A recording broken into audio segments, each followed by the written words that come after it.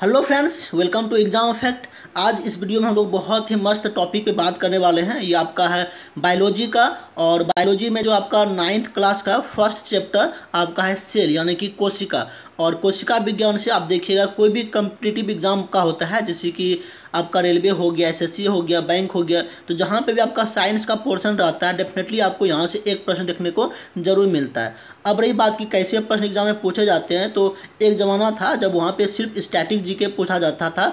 Example के स्वरूप अगर हम बात करें, जैसे कि आपका कोशिका है, तो कोशिका में पहले ऐसा प्रश्न पूछा जाता था कि कोशिका का ऊर्जा गृह किसे कहते हैं, या फिर हम ऐसा सवाल पूछा जाता था कि जहाँ पे कोशिका नष्ट होता है तो उसको क्या कहते हैं। ऐसे प्रश्न जो स्टैटिक जीके के अंतर्गत आता था। लेकिन अब थोड़ा सा ज़माना बदल गया है और क्वेश्चन पूछने का जो तरीका है वो भी बदल गया है। तो यहाँ पे हम लोग वो पूरा डिटेल्स में बात करेंगे कि आखिर एग्जाम का प्रश्न कहाँ से बनता है, और हर एक टॉपिक को हम लोग डिस्कस करेंगे, उसको हम पॉइंटों में नोट्स करके रखेंगे। और यहाँ पे जितने प्रश्न हम लोग कर रहे हैं, तो यहाँ पे देखिएगा सारे प्रश्न आपको एग्जाम में हो सकता है कि आए हुए मिलेंगे, और साथ में है जो इम्पोर्टेंट बन सकता है उस चैप्टर से हम हर एक पॉइंट को डिस्कस करेंगे। यहाँ पे हमने लगभग 40 पॉइंट नोट डाउन किया है, लेकिन 40 पॉइंट सिर्फ कहने का है। करीबन 200-250 यहाँ पे प्रश्न हम लोग को यहाँ पे क्लियर हो जाएगा।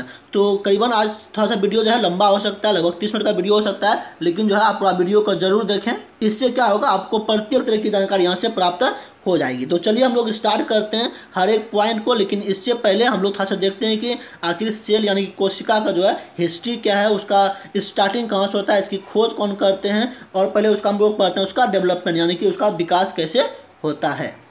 सबसे पहले हम आपको एक कोशिका का चित्र दिखाते हैं। आप देखिए, आपका है कोशिका यानी कि आपका सेल है। तो इसमें जितने सारे पॉइंट्स बनेंगे हम लोग डिस्कस करेंगे। फॉर एग्जांपल आपका इंडोप्लाज्मिक रेटिकुलम हो गया, आपका माइटोकॉन्ड्रिया हो गया, उसका केंद्रक हो गया, अंदर में केंद्रिका हो गया, उसका अब आपका सेंट्रियोल हो गया। तो जितने सारी चीज़ यहाँ पे बन सकता है हम लोग हर एक पॉइंट को देखेंगे और डिस्कस करेंगे। लेकिन अब स्टार्ट करते हैं पहले इसका हिस्ट्री से। स्टार्टिंग कौन करता है यानी कि इसकी खोज कहाँ से होती है, हम लोग पूरा पॉइंट्स में इसको डिस्कस करते हैं। तो स्टार्ट करते हैं आज के पहले पॉइंट से। आप देख सकते हैं लिखा हुआ है 1665 में एक अंग्रेज वैज्ञानिक रॉबर्ट हुक, इसके बारे में बात करते हैं थोड़ा सा। एक माइक्रोस्कोप का ये निर्माण करते हैं, और उन्होंने जो है एक कोशिका देखा कॉर्क में। लेकिन वो जो कोशिका थी आपका जीवित नहीं थी, बल्कि क्या था, आपका मृत था। एग्जाम का प्रश्न यहाँ से बन जाता है कि फर्स्ट टाइम कोशिका किसने देखा, तो भाई रॉबर्ट हुक ने देखा। लेकिन जब जीवित कोशिका की बात आएगी तो सेकेंड आप देखिए यहाँ पे 9 साल के बाद 1674 में ल्यूवेन हॉग थे, जिन्होंने जो है जीवाणु और पोटोआ जैसे जो है जीवित कोशिकाओं को देखा। तो यहाँ पे उम्मीद है कि आपको 3-4 प्रश्न क्लियर हो गया होगा। सबसे पहली बात कि 1665 में, अच्छा, वैज्ञानिक रॉबर्ट हुक थे, कहाँ के थे, अंग्रेज के थे, ये भी एग्जाम का प्रश्न बन सकता है। माइक्रोस्कोप का निर्माण करता है, और कॉर्क में जो है वो आपका मृत कोशिका को देखते हैं। फर्स्ट टाइम जो है जीवित कोशिका का आपका कौन देखते हैं, तो ल्यूवेन हॉग देखते हैं 1665 के बाद 9 साल बाद 1674 में। तो ध्यान रखेंगे, आपका फर्स्ट टाइम जो जीवित कोशिका देखते हैं तो कौन देखते हैं, आपका ल्यूवेन हॉग। अब चलते हैं अगले पॉइंट पे। आपका एक साथ हम लेते हैं दो पॉइंट को। क्या लिखा हुआ है 1831, देखिए वहाँ पे 1665 1674 के बाद अब 1831 की बात कर रहे हैं। 1831 में रॉबर्ट ब्राउन ने कोशिका के अंदर जो है केंद्रक को खोजा। देखिए एग्जाम पर ये कई बार बनता है। तो केंद्रक की खोज किसने की है, तो आपका रॉबर्ट ब्राउन ने किया है। अब आगे पढ़ते हैं 1839 में, मतलब यहाँ पे जस्ट 8 साल बाद फिर क्या होता है आपका 1839 में पुरकिंजे ने प्रोटोप्लाज्म का यानी कि आपका प्रोटोप्लाज्म अंग्रेजी शब्द हो गया, उसको हिंदी में क्या कहते हैं, जीव द्रव्य हो गया। या तो प्रोटोप्लाज्म या तो जीव द्रव्य, एक ही नाम है। आपका पुरकिंजे ने इसका नाम दिया, लेकिन इससे पहले पता कौन लगा लिए थे, डुजार्डिन। तो एग्जाम का यह प्रश्न बन जाता है कि उसका मतलब इसको खोज किसने की, तो आपका डुजार्डिन। अगर मान लिया जाए एग्जाम का प्रश्न ऐसा बनता है, यहाँ पे आपको दोनों ऑप्शन मिल जाता है, पुरकिंजे मिल जाता है और डुजार्डिन मिल जाता है। वहाँ पे क्वेश्चन का ऐसा लिखा रहेगा कि खोज किसने की, तो कौन हो जाएगा आपका डुजार्डिन। नाम किसने दिया, तो कौन हो जाएगा आपका पुरकिंजे। तो एग्जाम का प्रश्न कैसे भी बन सकता है, तो हर एक पॉइंट को आप जो है अच्छे से समझेंगे। अब चलते हैं आज के अगले पॉइंट पे, और अगला पॉइंट जो है इसी में निकल के आता है, आपका है प्रोटोप्लाज्म यानी कि जीव द्रव्य। अब यहाँ से प्रश्न कैसा बन सकता है कि जीव द्रव्य में कितना प्रतिशत जल होता है, तो यहाँ पे हर एक पॉइंट को हम यहाँ पे लिख चुके हैं, आप यहाँ पे देख सकते हैं। तो जीव द्रव्य में है 80% आपका क्या होता है, जल होता है। अब 80% अगर जल होता है तो 20% अन्य पदार्थ होगा। तो 20% जो अन्य पदार्थ होगा उसमें क्या क्या होगा, उसका जो है मतलब 20 का जो 99% भाग होगा, उसमें जो आपका चार तत्व मेन होता है आपका, कौन कौन होता है? ऑक्सीजन देख सकते हैं, कार्बन देख सकते हैं, हाइड्रोजन, साथ में आपका नाइट्रोजन। और इन सब में सबसे ज़्यादा आपका किसका होता है प्रतिशत मात्रा? तो ऑक्सीजन का होता है, जितना होता है आपका 76% होता है। तो हर एक पॉइंट को आप यहाँ पे अच्छे से याद करके रख सकते हैं। अब अगला पॉइंट हम लोग देखते हैं क्या लिखा हुआ है। 1838 और 1839 की बात आती है। दो वैज्ञानिक थे, स्लाइडन और स्वान। तो इन दोनों जो है मिलकर आपका एक सिद्धांत देता है जिसका नाम दिया गया कोशिका सिद्धांत। तो एग्जाम का प्रश्न बनता है कि कोशिका सिद्धांत किसने दिया? तो स्लाइडन एंड स्वान। अगर आपका ऑप्शन में एक सिंगल भी रहता है तो आप वो भी टिक करेंगे, अगर आपका दोनों है तो आप दोनों को टिक करेंगे 1838 1839 में। अब बात करते हैं अगले पॉइंट पे, देख सकते हैं क्या लिखा हुआ। 1855 में बिरचो ने बताया कि कोशिका का निर्माण पहले से मौजूद कोशिकाओं से होता है। ये एग्जाम प्रश्न एक बार बन चुका आपका एसएससी में। तो हर एक चीज़ों को आप ध्यान रखेंगे। आपका क्या लिखा हुआ है आपका कि किसने बताया कि कोशिकाओं का निर्माण जो होता है पहले से मौजूद कोशिकाओं से होता है? किसने बताया? आपका बिरचाऊ, या कहीं पे आपको बिरचो देखने को मिल जाएगा, तो दोनों नाम सेम है 1855 में। अब चलते हैं अगले पॉइंट पे। अगला पॉइंट देखते हैं आपका क्या लिखा हुआ है। 1861 में मैक्स शुल्ज ने बताया कि कोशिका जो है प्रोटोप्लाज्म का एक पिंड है और इसी को कहा गया प्रोटोप्लाज्म मतवाद सिद्धांत कहा गया है। तो ये एग्जाम का प्रश्न बन चुका है, तो आप याद रखेंगे मैक्स शुल्ज 1861 में बताता है जो आपका कोशिका है, कोशिका का एक क्या है, एक तरह का पिंड है। तो ये बताया आपका किसने? मैक्स शुल्ज ने। अगला टॉपिक आपका क्या है। 1884 में स्ट्रॉसबर्गर ने बताया कि केंद्रक जो आपका पैतृक लक्षण में भाग लेता है, यानी कि जो पैतृक लक्षण यानी कि वंश जो होता है, एक वंश से दूसरे वंश में जो आपका गुण का स्थानांतरण होता है, उसका पता किसने लगाया? तो स्ट्रॉसबर्गर ने लगाया 1884 में। अगला पॉइंट देखते हैं। यहाँ से जो है अब कोशिका का अध्ययन जो है अच्छे से स्टडी, मतलब यानी कि अच्छे से उसका स्टडी स्टार्टिंग होता है, क्योंकि पहले जो भी माइक्रोस्कोप थे वो आपका नॉर्मल था, बट अब यहाँ पे जो है आपका इलेक्ट्रॉन माइक्रोस्कोप यहाँ पे आविष्कार होता है। किनके द्वारा? एम नॉल और ई रस्का के द्वारा। और फिर यहाँ से जो है फर्दर आपका जो सेल है उसका बेहतर स्टडी स्टार्टिंग होता है। तो कब? 1931 में एम नॉल और ई रस्का के द्वारा इलेक्ट्रॉन माइक्रोस्कोप का आविष्कार किया गया। अब चलते हैं अगले पॉइंट पे। अगला पॉइंट देखिए, कोशिका का आकार 0.1 माइक्रोमीटर से लेकर आपका 170 इंटू 135 मिलीमीटर तक का होता है। तो सबसे, आप देखिए यहाँ पे दोनों चीज़ आपको नोट डाउन करके रख सकते हैं। तो सबसे छोटा आपका क्या हो गया? माइकोप्लाज्मा, और सबसे बड़ा आपका क्या हो गया? शुतुरमुर्ग। अब जितने सारे और भी कोशिका होगा तो आपका क्या होगा उसके अंदर? अब देखिए ये सारे जो पता लग रहा है तो कैसे लग रहा है? तो आपका जो इलेक्ट्रॉन माइक्रोस्कोप का आविष्कार हुआ तो यहाँ से इसका स्टडी स्टार्ट होना हो जाता है, शुरू हो जाता है, यानी कि पूरा डिटेल्स में हर एक चीज़ों को यहाँ पे स्टडी स्टार्ट हो जाता है। तो याद रखेंगे आपका सबसे छोटी कोशिका आपका जो होता है माइकोप्लाज्मा, और सबसे बड़ा आपका क्या होता है? शुतुरमुर्ग का एक अंडा। अब देखते हैं कि मानव शरीर की सबसे लंबी कोशिका कौन होती है? तो आपका तंत्रिका कोशिका। लेकिन अगर ये बोले कि सबसे बड़ी कोशिका, तब क्या हो जाएगा? मादा अंडा, यानी कि ओवम होता है। एग्जाम का प्रश्न ऐसा बनेगा कि सबसे लंबी, तो लंबी की बात करेंगे हम लोग, आपका क्या हो जाएगा? तंत्रिका कोशिका। और जब हम लोग बात करेंगे सबसे बड़ा, यानी कि वॉल्यूम में आकार बोल सकते हैं, तो आपका कौन हो जाएगा? तब ओवम हो जाएगा। तो हर एक चीज़ों को आप ध्यान में रखेंगे। अब देख लेते हैं मानव शरीर की सबसे छोटी कोशिका, तो शुक्राणु और आरबीसी। अब देखिए प्रश्न में अगर दोनों रहे तो सबसे छोटा क्या हो गया? आपका शुक्राणु। अगर शुक्राणु ना रखे, अगर आपका आरबीसी रहेगा तो भी आपका आरबीसी आंसर हो जाएगा। तो ऐसे एग्जाम का प्रश्न बनता है। अगला पॉइंट हम लोग देख लेते हैं क्या है। कुछ कोशिका अपना आकार बदलते रहती है। ये एग्जाम्पल जरूर पूछा जाता है कि कौन सी कोशिका अपना आकार बदलते रहती है। कई बार लोग टिक लगाता है, आरबीसी हो गया, प्लेटलेट्स हो गया, वो नहीं होता है। आपका जो आकार बदलती है, कौन बदलती है? आपका है श्वेत आपका रक्तकणिका, यानी कि WBC, और साथ में आपका अमीबा। ये दोनों पॉइंट आप जरूर याद रखें, क्योंकि यहाँ से प्रश्न आपको देखने को जरूर मिलता है। अगला पॉइंट आपका क्या है, देखिए जीव दो प्रकार का होता है। आपका एक होता है एक कोशिकी यानी कि सिंगल सेल्ड, और दूसरा होता है आपका मल्टी सेलर यानी कि बहुकोशिकी, जिसको हम लोग बोलते हैं। एग्जाम का प्रश्न ऐसा बन जाता है कि निम्न में से कौन एक कोशिकीय जीव है? तो आपका अमीबा हो गया, जीवाणु हो गया, ईस्ट हो गया, या फिर क्लेडोमोनास होता है। तो ये सब आपका क्या हो गया, यानी कि एक कोशिकी हो गया। और बहुकोशिकी बात करें, जितने सारे दुनिया में प्लांट्स वगैरह हो गए, और जितने सारे आपका जानवर हम लोग भी आ जाते हैं, तो जितने सारे ये चीज़ हो गए आपका क्या हो जाएगा, आपका बहुकोशिकी यानी कि मल्टी सेलर हो जाता है। अब चलते हैं आपका कोशिका के भाग पर। अब यहाँ पर हम लोग स्टार्ट करते हैं कोशिका का हर एक पार्ट्स को, चूँकि यहाँ पर कोशिका की स्टडी देखिए, हम पहले बात किए उसका डेवलपमेंट का, उसके बाद बात की उसके कुछ इंपॉर्टेंट पॉइंट्स का। अब यहाँ पे हम लोग बात करेंगे कोशिका के भाग का, क्योंकि यहाँ पे जो है उसका स्टार्टिंग हो जाता है स्टडी अच्छे से, और पूरे डिटेल्स में यहाँ पे हम लोग उसको पढ़ते हैं कि कोशिका में कौन कौन से भाग होते हैं और किसका क्या क्या काम होता है। तो सबसे पहले हम लोग बात कर लेते हैं, जो कोशिका आपका होता है वो 3 पार्ट में डिवाइडेड होता है। सबसे पहला हो गया कोशिका झिल्ली, उसके बाद हो गया आपका कोशिका द्रव्य, और तीसरा आपका हो गया सबसे अंदर में केंद्रक हो गया। हालांकि इसके और भी सब पार्ट्स हैं, कई इसके सब पार्ट्स हैं, हम लोग उसको भी एक एक करके पढ़ेंगे। तो सबसे पहले हम लोग बात करेंगे अब कोशिका झिल्ली के बारे में। तो इसको आराम से अच्छे से आप पढ़िए कि यहाँ पे कैसे कैसे पहले एग्जाम का प्रश्न बन सकता है। तो सबसे पहले आपको देखने को मिल रहा है जो कोशिका झिल्ली है उसको प्लाज्मा मेम्ब्रेन भी कहते हैं इंग्लिश में। ये आपका क्या होता है, अर्ध पारगम्य होता है। देखिए यहाँ पे जो है ये प्रश्न कई बार बनता है कि जो आपका कोशिका झिल्ली होता है वो आपका कैसा होता है, अर्ध पारगम्य होता है। और उसके अलावा आपका चयनात्मक पारगम्य झिल्ली इसको कहा जाता है। क्यों कहा जाता है, क्योंकि ये झिल्ली जो होता है अपने अंदर और बाहर आने जाने के लिए कुछ ही चीज़ों को यानी कि सहूलियत देता है, बाकी चीज़ों को रोक के रखता है, इसलिए कहा जाता है इसको चयनात्मक पारगम्य झिल्ली। तो ये एग्जाम का प्रश्न यहाँ से बनता है, तो इसको आप जरूर नोट डाउन करके रखेंगे। अगला जो पॉइंट है ये बहुत ही महत्वपूर्ण है, हमको बहुत अच्छा लगा क्योंकि आज तक एग्जाम में नहीं पूछा गया, बट फिर भी संभावना है कि पूछा जा सकता है, तो इसको आप ध्यान रखेंगे। जो आपका कोशिका झिल्ली है प्रोटीन और लिपिड की बनी होती है, ये तो पूछा गया है, लेकिन इसमें जो है कितने परत होते हैं आज तक एग्जाम हमको देखने को तो नहीं मिला है। तो अगर आप लोग को मिला है तो आप लोग हमको बता सकते हैं।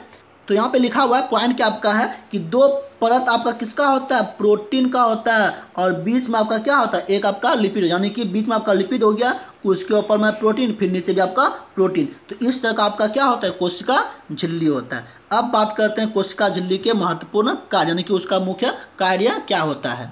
तो देखिए यहाँ पे हम पॉइंट में बना चुके हैं। सबसे पहला आपका है ये कोशिका का एक निश्चित आकार देता है, यानी कि उसका शेप एंड साइज देगा, यांत्रिक सहायता प्रदान करेगा, या विभिन्न प्रकार के पदार्थ को बाहर निकालने व अंदर आने को नियंत्रण करेगा। साथ में जंतु कोशिका में यह सीरिया यहाँ पे लिखा गया, यानी कि सिलिया होगा, सिलिया, फ्लैजुला, माइक्रोविलाई आदि के निर्माण में सहायक होता है। अब ये टर्म्स क्या होता है हम लोग इसको भी डिटेल्स में आगे समझने वाले हैं। चलिए अब देखते हैं अगला पॉइंट। आपका अगला पॉइंट क्या है, पादप कोशिका में कोशिका भित्ति पाई जाती है जो सेलुलोज की बनी होती है और यह एक पारगम्य होती है होगा, यानी कि इससे जो है पदार्थ आराम से आगे पीछे यानी कि आर पार हो सकता है। एग्जाम का प्रश्न ये बन जाता है आपका, तो याद रखेंगे आपका सेलुलोज जो आपका कैसा होता है, पारगम्य होता है। कोशिका भित्ति कठोर निर्जीव होता है, कठोर और निर्जीव होता है। पेड़ पौधे को आप देखे होंगे, पादप मतलब पेड़ पौधा हो गया। इसका एक और पॉइंट हम लोग देख लेते हैं, कोशिका भित्ति कोशिका झिल्ली की रक्षा करती है, यह कोशिकाओं को सूखने से बचाता है, साथ ही कोशिकाओं को सुरक्षा और सहारा प्रदान करता है। जो आपका कोशिका भित्ति हो गया किसमें, पादप में यानी कि पेड़ पौधे में। अब हम लोग बात करने वाले हैं आपका कोशिका द्रव्य के बारे में। तो इसको हम लोग पूरा डिटेल्स में समझेंगे, अच्छे समझेंगे। यहाँ पे कई सारे प्रश्न बनते हैं और यहाँ पे जो है कई ऐसे पदार्थ पाए जाते हैं इसी के अंदर में जिसका कि बहुत ही महत्वपूर्ण वर्क होता है, यानी कि काम होता है। उसको एक एक पॉइंट को हम लोग देखते हैं। तो सबसे पहले आप देख सकते हैं क्या लिखा हुआ है कि कोशिका भित्ति एवं केंद्रक के बीच के भाग को क्या कहते हैं, कोशिका द्रव्य कहते हैं। देखिए सबसे ऊपर में, सबसे ऊपर अगर मान लीजिए आपका कोशिका हो गया तो सबसे ऊपर में आपको क्या होता है, ये आपका कोशिका झिल्ली हो गया। तो उसके अंदर में जितने सारे आपका द्रव्य होगा वो आपका क्या कहलाएगा, कोशिका द्रव्य कहलाएगा। उसके बीच में आपका फिर क्या होगा, हम लोग उसके बाद में पढ़ेंगे, आपका केंद्रक होगा। तो समझ में आ रही है आपको, ऊपर का जो परत हो गया हम लोग उसको कोशिका झिल्ली कह रहे हैं। बीच में जितने सारे द्रव्य हो गया इसी में मेन पदार्थ पाए जाएंगे, तो हम लोग उसके बारे में बात करेंगे। और सबसे बीच में आपका क्या होगा, केंद्रक होगा। तो हर एक चीज़ को समझेंगे। आपका सेकेंड अभी आ गया है कोशिका द्रव्य। अब इसको हम लोग देखते हैं पूरा डिटेल्स में। देखिए कोशिका भित्ति एवं केंद्र के बीच के भाग को क्या कहते हैं, कोशिका द्रव्य कहते हैं। इंग्लिश में उसको कहते हैं साइटोप्लाज्म। कोशिका द्रव्य में निर्जीव पदार्थ भी होते हैं। अब निर्जीव पदार्थ क्या क्या होते हैं, एग्जाम प्रश्न यहाँ भी बनता है। तो अनेक अकार्बनिक पदार्थ और साथ में आपका क्या होता है, कार्बनिक पदार्थ होता है। अब अकार्बनिक पदार्थ कितना होता है, तो 81% होता है, और कार्बनिक पदार्थ का कितना होता है, मात्र 19% होता है। तो ये भी एग्जाम का प्रश्न बनेगा। अब अकार्बनिक पदार्थ में क्या क्या आता है, तो खनिज और लवण आता है, जल आता है। और कार्बनिक की बात करेंगे जैसे आपका कार्बोहाइड्रेट हो गया, वसा हो गया, प्रोटीन हो गया। तो ये सारी चीज़ आपका किस में आएगा, तो कार्बनिक में आएगा। तो हर एक चीज़ों को आप यहाँ पे ध्यान में रख सकते हैं। अब जो अगला पॉइंट है ये आपका कोशिका द्रव्य के भाग है। हम लोग यहाँ पे नाम देख लेते हैं और हर एक को जो है हम लोग पूरा डिटेल्स में समझेंगे, वो कहाँ पाया जाता है, उसका फंक्शन क्या, पूरा डिटेल्स हम लोग समझेंगे। तो नाम क्या आपका, सबसे पहले जैसे आपका हो गया एंडोप्लाज्मिक रेटिकुलम हो गया, गोल्जी उपकरण हो गया, राइबोसोम हो गया, लाइसोसोम हो गया, माइटोकॉन्ड्रिया हो गया, प्लास्टिड हम लोग लवक भी बोलते हैं, ये आपका किसमें पाया जाता है, प्लांट में पाया जाता है। साथ में आपका वोक्यूल्स यानी कि रसधानी। तो इतने सारी चीज़ यहाँ पे पाए जाते हैं, हम लोग उसको डिटेल्स में समझते हैं। तो सबसे पहले हम लोग बात करेंगे किसके बारे में, आपका एंडोप्लाज्मिक रेटिकुलम के बारे में बात करेंगे, जो आपका प्रोटीन संश्लेषण में बहुत ही महत्वपूर्ण भूमिका निभाता है। देखिए यह लाइकोप्रोटीन की बनी होती है। फर्स्ट फैक्ट यहाँ पे देखिए आप, यह लाइकोप्रोटीन की बनी होती है। ये एग्जाम का प्रश्न ये कई बार बनता है, ध्यान रखेंगे। आपका जो ER है यानी कि एंडोप्लाज्मिक रेटिकुलम आपका किसका बना होता है, लाइकोप्रोटीन की बनी होती है। तो एग्जाम का प्रश्न ये कई बार बनता है, तो आप इसको याद रखेंगे। और इसको हिंदी में क्या कहते हैं, आपका अंडप्रद्रवी जालिका भी कहते हैं। अब रही बात, दो प्रकार की होती है, आपका एक होता है चिकनी, एक होता है खुरदुरी।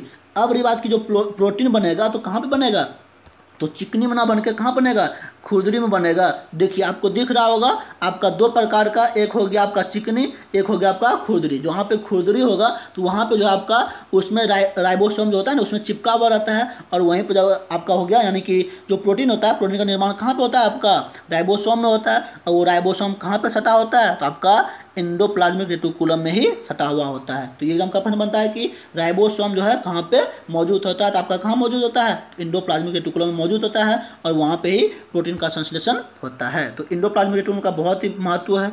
अब अगला पॉइंट हम लोग देखते हैं, राइबोसोम के बारे में देख लेते हैं। प्रोटीन और RNA का बना होता है, इसे प्रोटीन फैक्ट्री कहते हैं। ये तो खैर आपका एक स्टैटिक जीके में आ जाता है, एग्जाम का प्रश्न बनता है।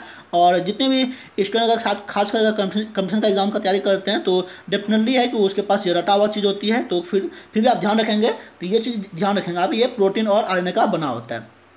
अब है देखिए, हम आपको पहले बता चुके हैं, जो आपका राइबोसोम होता है एंडोप्लाज्मिक रेटिकुलम में चिपका हुआ रहता है, या फिर साइटोप्लाज्म में भी कहीं कहीं फ्रीली पाया जाता है। दोनों फैक्ट याद रखेंगे। आपका RNA जो है आपका एंडोप्लाज्मिक में चिपका हुआ पाया जाता है, साथ में आपका साइटोप्लाज्म अंदर में जो है बीच में कहीं कहीं पाया जाता है। अब बात करते हैं, हाँ एक चीज़ आप ध्यान रखेंगे, प्रोटीन बनने की अंतिम प्रक्रिया जो हो गया उसको क्या कहते हैं, ट्रांसलेशन कहते हैं। एग्जाम का प्रश्न ये कई बार हम देख चुके हैं, तो आप याद रखेंगे आपका ट्रांसलेशन SSC और खासकर NTPC और ग्रुप डी में यहाँ तो देखने को जरूर मिल रहा है।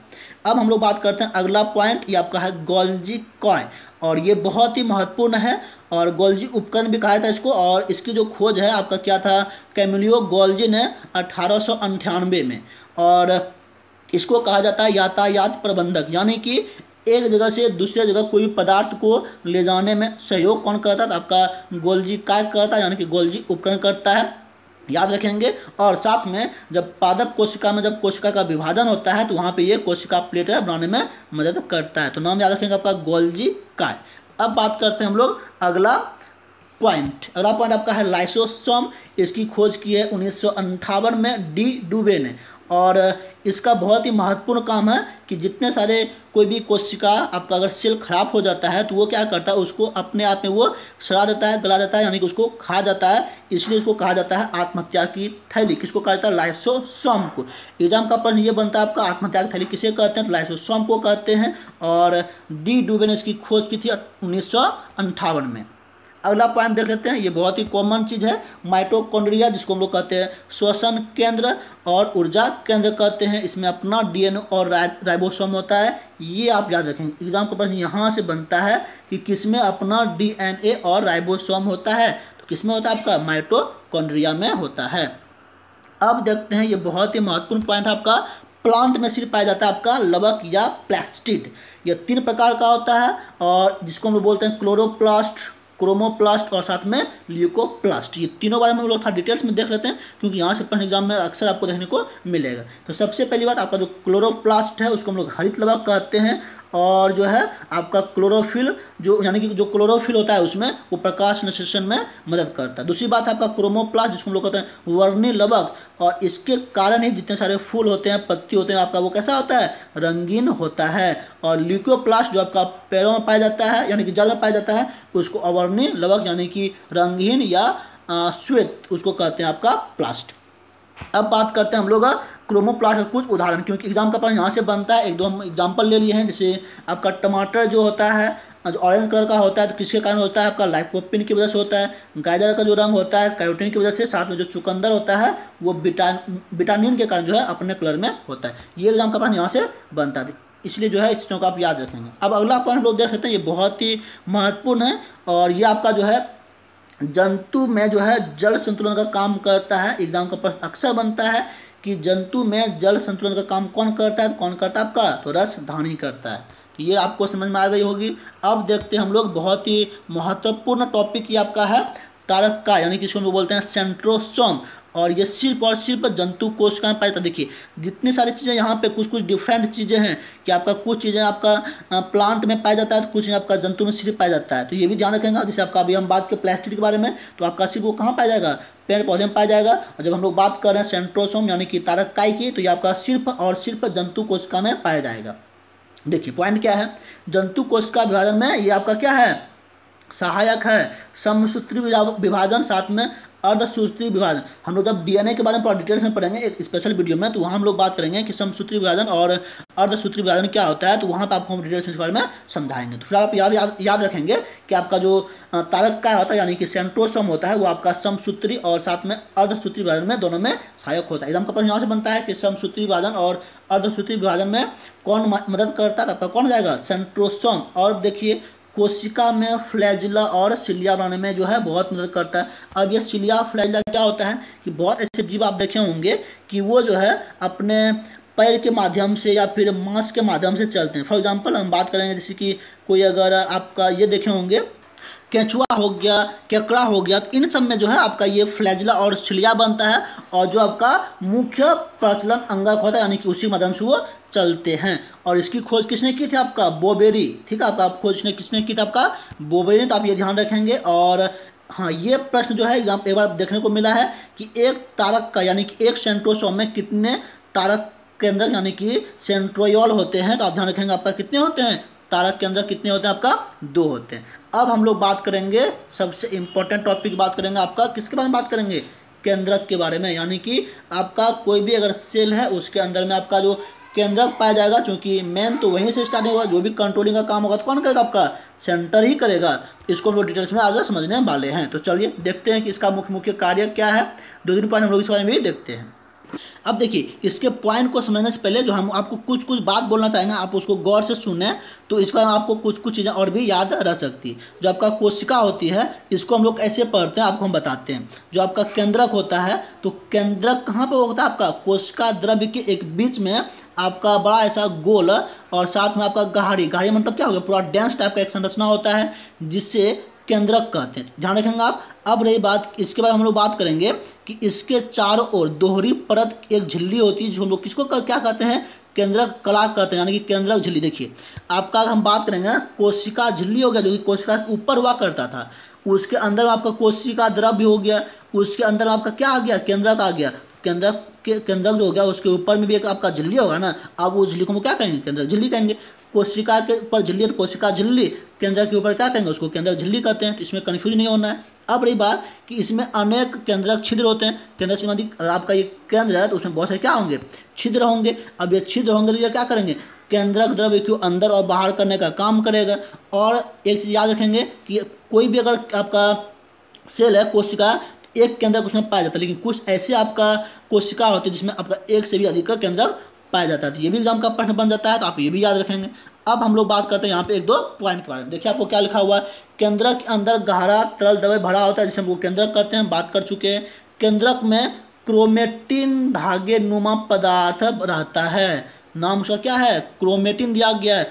और ये किसका बना होता है, हिस्टोन प्रोटीन का बना होता है। साथ में उसमें डीएनए होता है जो आपका वंशागति में भाग लेता है। जब हम लोग डीएनए की बात करेंगे पूरा एक स्पेशल वीडियो बनाएंगे, क्योंकि वहाँ पे जो है डीएनए इसलिए स्पेशल वीडियो बनाएंगे क्योंकि उसमें बहुत ऐसे पॉइंट होते हैं जो कि एग्जाम का पॉइंट वहाँ से बनता है। तो हम लोग उसको पूरा डिटेल्स में अच्छे समझेंगे, तो आप उसको जो है जरूर देख सकते हैं कभी भी। तो जब भी उसका वीडियो आएगा बहुत जल्दी आ जाएगा, तो उसको आप वहाँ पे देख सकते हैं। अब देखिए यहाँ पे क्या लिखा हुआ है, जो आपका केंद्रक होता है, केंद्रक में आपका क्रोमेटिन पाया जाता है और जो आपका एक धागेनुमा संरचना होता है। आप देखिए, हम आपको पिक में दिखाते हैं। आपका ये है, आपका क्रोमेटिन है, और आपका किसका बना होता है, हिस्टोन प्रोटीन, और साथ में आपका डीएनए का बना होता है। आपका जो केंद्रक होता है, केंद्रक में आपका क्या होता है, आरएनए का संश्लेषण होता है। और बात करें डीएनए, जो आपका है आनुवांशिक लक्षणों को एक पीढ़ी से लेकर दूसरे पीढ़ी में क्या करता है, स्थानांतरण करता है। कोशिका के भीतर संपन्न होने वाले सभी उपापचय जैविक तथा रासायनिक क्रियाओं का केंद्र कौन है आपका, तो आपका कौन है, तो आप बोलेंगे केंद्रक ही है। और जो है इस चैप्टर का जो है हम लोग आज का अंतिम 2 प्रश्न ले लेते हैं, 2 पॉइंट ले लेते हैं। केंद्रक के अंदर केंद्रिका में आरएनए का निर्माण होता है, तो हम आपको बता चुके हैं। और केंद्रक विभाजन में केंद्रिका का बहुत ही महत्वपूर्ण भूमिका होता है। तो ये जो है जितने सारे हम पॉइंट बताए हैं, तो उम्मीद है कि करीबन 150 से लेकर 200 प्रश्न। कई बार ऐसा होता है ना कि आपको 15-20 अगर प्रश्न करा दिया जा रहा है तो आप उसमें खुश हो गए कि हम 15-20 प्रश्न कर लिए। तो यहाँ पे आपको जो है लगभग 40 पॉइंट हम लिए, और 40 पॉइंटों में करीबन आपका 150-200 प्रश्न हो गया।